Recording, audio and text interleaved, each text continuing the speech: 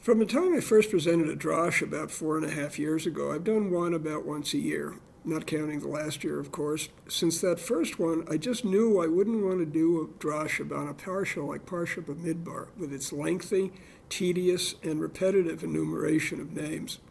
So what has motivated me to want to do even a short Vort about Bamidbar? I'll be talking about that.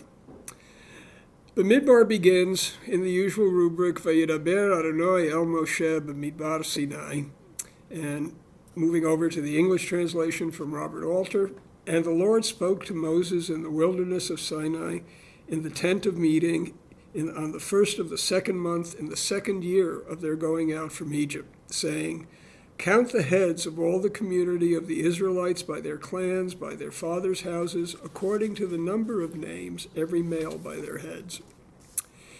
It goes on to describe a military conscription event for all men 20 and older. Verse 5 of chapter 1 begins with the phrase, and these are the names.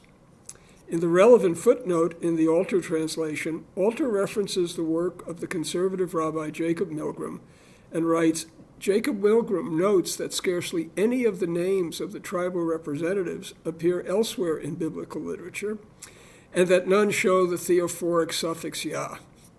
He infers from this that the list reflects an authentically ancient tradition. Now let's consider just the first part of the footnote and what it makes me think of. Quoting again, scarcely any of the names of the tribal representatives appear elsewhere in biblical literature. So the men named are not prophets or sages or great heroes to be memorialized. They're just conscripts in what is effectively the first army of Israel. About 50 years ago, I first read Elie Wiesel's novel, A Beggar in Jerusalem. The novel is set in Jerusalem shortly after Israel's victory in the Six-Day War, and Jews were able to again gather at the Kotel, the Western Wall. Towards the end of the novel, one of Wiesel's characters makes the statement, Israel won because its army, its people, could deploy 6 million more names in battle. That line has stayed with me for the 50 years since I read it. We are accustomed to memorializing the dead. In the context of the story in Bamidbar, we're reading, the named individuals are still alive.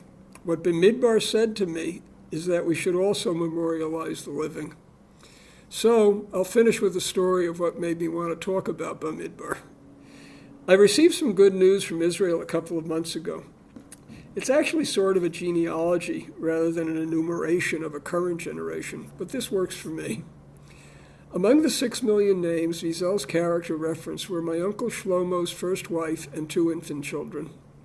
After liberation, Shlomo and my father, his brother, found each other in Bucharest.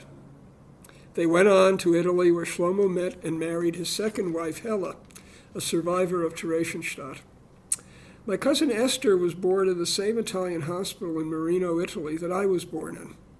Shlomo, Hella, and Esther went on to Israel after a 6-month sojourn on Cyprus, provided by the British government. And Esther had a daughter named Rinat, and Rinat has a daughter named Rotem, and Rotem has a new son named Avshalom. My Aunt Hella is still alive and is the first of 5 generations of the same family alive in Israel. Thank you for your time.